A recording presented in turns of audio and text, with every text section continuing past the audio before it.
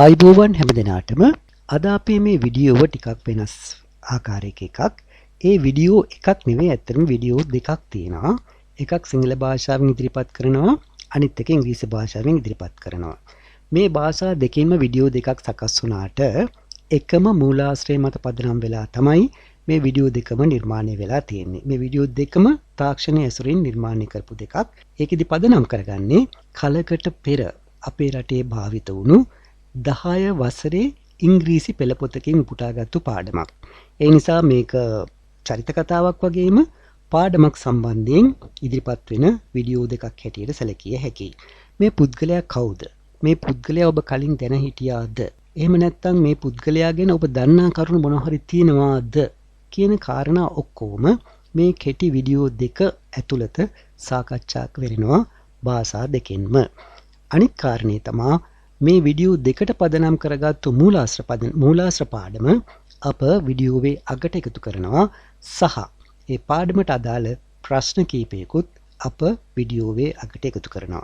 ඔබ ඒ ප්‍රශ්නවලට පිළිතුරු සැපයීමට උනන්දු වෙනවා නම් ඊටාම හොඳයි. හේතුව මුලින් ඉදිරිපත් වෙන සිංහල වීඩියෝ, දෙවනු ඉදිරිපත් වෙන ඉංග්‍රීසි වීඩියෝව මේක ඉංග්‍රීසි පාඩමක් නිසා පාඩමේ මූලාශ්‍රයත් අභ්‍යාසයත් අප එකතු කරන්නේ වීඩියෝවේ අගට. ඉතින් ඔබ සතුටු නම් මේ පුද්ගලයා දැන හඳුනා ගන්නට කවුද ඔහු? මොනවද ඔහු ලංකාවට කරලා තියෙන්නේ? ශ්‍රී ලංකාව තුළ ඇති කරපු උද්දීපනයේ තරම කෙසේද? කොයි වගේ පුද්ගලයෙක්ද කියන කාරණා සියල්ලටම පිළිතුරු මේ වීඩියෝ දෙකෙන් ඔබට ලබා ගන්නට පුළුවන්. හොඳයි, එහෙමනම් දැන් ඔබේ අවස්ථාව. ශ්‍රී ලංකාවේ නිදහස ගැන කතා කරද්දී ගොඩක් වෙලාවට අපේ මතකයට එන්නේ දේශපාලනඥයෝ විතරයි නේද? හැබැයි අපි අද මේ අරගෙන එන සවිස්තරාත්මක විග්‍රහයෙන් කතා කරන්න යන්නේ ටිකක් වෙනස්. ඒත් අතිශයම වැදගත් චරිතයක් ගැන. ඒ තමයි ටී.බී. ජය මහතා. එක් පුද්ගලයෙකුගේ අප්‍රතිහත ධෛර්යය සහ අධ්‍යාපනය වෙනුවෙන් කරපු කැපවීම මුළු ජාතියකගේම නිදහස හැඩගස්වන්න කොහොමද බලපෑවිච්චලා අපි අද සොයා බලමු. මෙතනදී අපිට මතුවෙන ලොකුම ප්‍රශ්නයක් තමයි සාමාන්‍ය ගුරුවරයෙක් කොහොමද මුළු රටකම නිදහස වෙනුවෙන් මෙච්චර විශාල කාර්යභාරයක් කඩන්නේ කියන එක. ඇත්තටම මේක හරිම පුදුම සහගත කතාවක්. පුංචි පාසල් පන්ති කාමරයකින් පටන් ගන්න මේ ගමන අවසන් වෙන්නේ ඉහළම තලයේ ජාත්‍යන්තර රාජතාන්ත්‍රිකයෙක් විදිහටයි. හරි, අපි මුලින්ම එතුමාගේ මුල් කාලීන ජීවිතය සහ අධ්‍යාපන පසුබිම ගැන කෙටියෙන් අවධානය යොමු කරමු. බලන්න මේ කාල රේඛාව දිහා. 1890 අවුරුද්දේ ජනවාරි 1 වෙනිදා ගල්ගෙදර වගේ ග්‍රාමීය ප්‍රදේශයක ඉපදුණු මේ දරුවා පස්සේ කාලික කොළඹට ඇවිත් ගල්කිස්ස ශාන්ත තෝමස් විද්‍යාලයට ඇතුළත් වෙනවා. මේක නිකන් කතාවක් නෙවෙයි.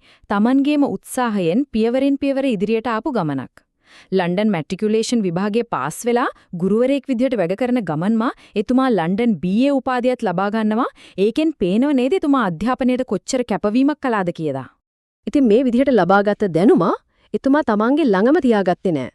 Mahanuwara Dharmaraja, Moratuwa Prince of Wales සහ කොළඹ ආනන්ද කියන මේ ප්‍රධාන පෙළේ විද්‍යාලවල ඉගෙනවීම් කටයුතු වල එතුමා නිරත වෙනවා. විශේෂත්වය තමයි මේ පාසල් හරහා විවිධ ජාතීන්ට විවිධ ආගම්වලට අයිති දරුවන් විශාල පිරිසකට තමන්ගේ දැනුම බෙදා දෙන්න එතුමාට අවස්ථාව ලැබෙනවා. මේක එතුමාගේ ඉදිරි ගමනට ලොකු අඩිතලමක් වුණා.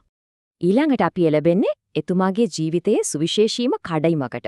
ඒ තමයි සහිරා විද්‍යාලයේ ඇති කරපු දැවැන්ත පරිවර්තනය.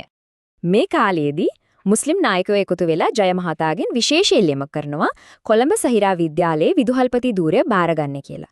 හැබැයි මේක ලේසි පහසු වැඩක් උනේ නෑ. හිතා ගන්න පුළුවන්ද? එතුමා වැඩ ගාර ගන්නකොට මුළු ඉස්කෝලේටම හිටිය ගුරුවරුන් 6 දෙනයි.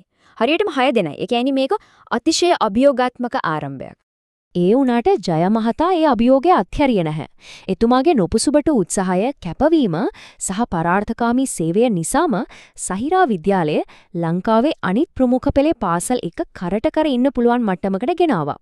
මේ අපූර්ව දියුණුව දැකපු ගොඩක් පරිත්‍යාගශීලීන් පාසලේ දියුණුවට නොමසුරුව මුදල් ආධාර ලබා දෙන්න පටන් ගත්තා. ඒක හරියට මුළු ප්‍රජාවකම ලොකු ප්‍රබිදීමක් වගේ. අපි දැන් බලමු ලෝක යුද සමයේදී කොහොමද මේ අධ්‍යාපන ව්‍යාපාරය තවත් පුළුල් වුණේ කියලා. දෙවන ලෝක යුද්ධය කියන්නේ මුළු ලෝකෙම කඩා වැටිලා තිබුණු අඳුරු කාලයක් නේ. හැබැයි පුදුම එකට වගේ ජය මහතා අධ්‍යාපනය ලබා දෙන එක දවසකටවත් නැවතුනේ නැහැ. ඒ අසීරු කාලයේදී එතුමා ගම්පහ, මාතලේ, අලුත්ගම සහ පුත්තලම කියන ප්‍රදේශවල සහිරා විද්‍යාලයේ ශාඛා පිහිටවුවා. ඊටත් වඩා විශේෂම දේ තමයි යුද්ධෙන් පස්සේ මේ ශාඛා ඔක්කොම තමන්ගේම කකුල් දෙකෙන් හිටගන්න පුරුණක් ස්වාධීන පාසල් බවට පත්වුණු එක. හරි. දැන් අපි කතා කරමු මේ ශ්‍රේෂ්ඨ අධ්‍යාපනඥයා කොහොමද ජාතික මට්ටමේ දේශපාලනඥයෙක් සහ රාජ්‍යතාන්ත්‍රිකයෙක් බවට පත්වෙන්නේ කියලා.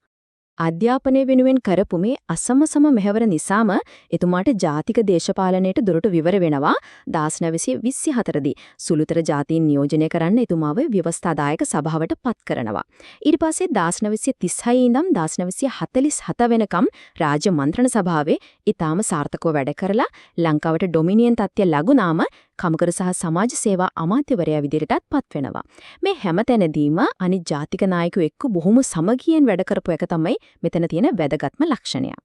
මේ දේශපාලන ගමනේ උච්චතම අවස්ථාව තමයි අපේ රටේ නිදහස් අරගලයට එතුමා ලබා දුන්න සක්‍රීය දායකත්වය.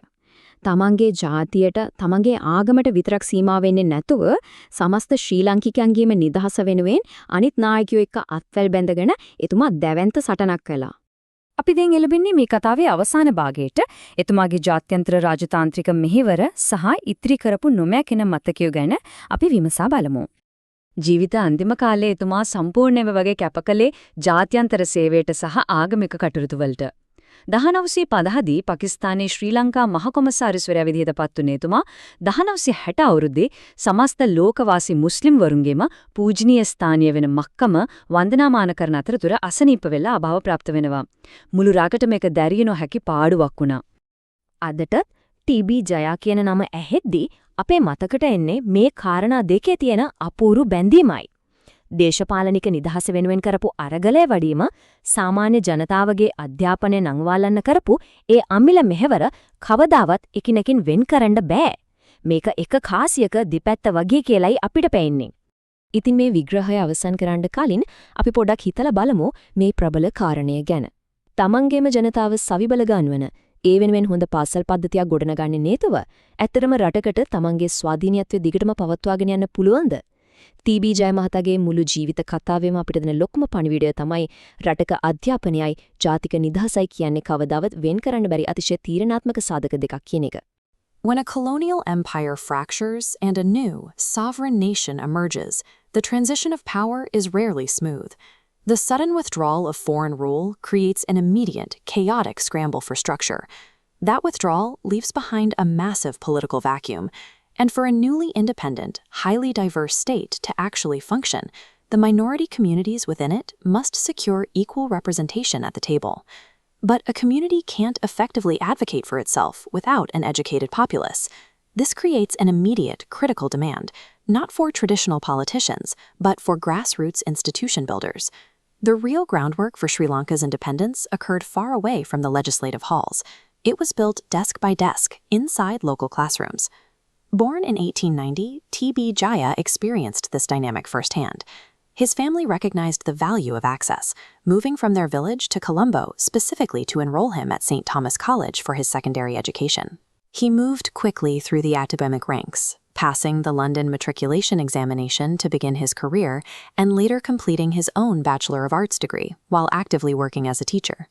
His early resume reads like a tour of Ceylon's diverse educational landscape. He took teaching positions at Dharmaraja College in Kandy, the Prince of Wales College in Moratuwa, and finally Ananda College. Moving through these distinct cross-community institutions gave Jaya a close look at how successful schools operated. He observed the mechanics of administration and community support, gathering the exact insights he would soon need to implement reform on a national scale. Local Muslim leaders eventually approached Jaya with an urgent request: take over as the principal of Zahira College in Colombo, an institution that was severely struggling. This chart highlights the baseline deficit he inherited. At the time he assumed leadership, the entire school was operating with exactly 6 teachers to serve a rapidly growing local population. Jaya responded with a highly organized campaign. He poured his own time into administration and aggressively lobbied local philanthropists to inject the capital required to build out the school's infrastructure. The investment of capital and sheer effort paid off. Under his direction, Zahira College closed the gap, matching the academic standards and operational capacity of the most prestigious schools in the country. Reviving Zahira demonstrated that a minority-focused institution could achieve top-tier national standards. This logistical success pushed Jaya's reputation beyond education, establishing him as a trusted community leader. The outbreak of the Second World War threw Ceylon into disarray. The global conflict brought military presence to the island, severely disrupting daily life and making it dangerous to maintain large, centralized institutions in the capital. Jaya used this disruption to his advantage. As students evacuated Colombo, he opened emergency branches in Gampaha, Matale, Aluthgama, and Potalam. When the conflict ended, these regional outposts remained open as fully independent schools. He leveraged a massive logistical crisis to force expansion. What began as a mandatory evacuation protocol evolved into a permanent, decentralized network of community empowerment. This administrative track record gave him the leverage to enter the macro-political arena. In 1924, he was appointed to the Legislative Council, tasked specifically with representing the interests of minority communities. He later served a decade-long tenure in the State Council from 1936 to 1947. Rather than isolating his block of constituents, he deliberately aligned and coordinated with leaders from other cultural groups. By coordinating policy and maintaining a united front across different communities, they built the political pressure required to successfully agitate for Sri Lankan independence.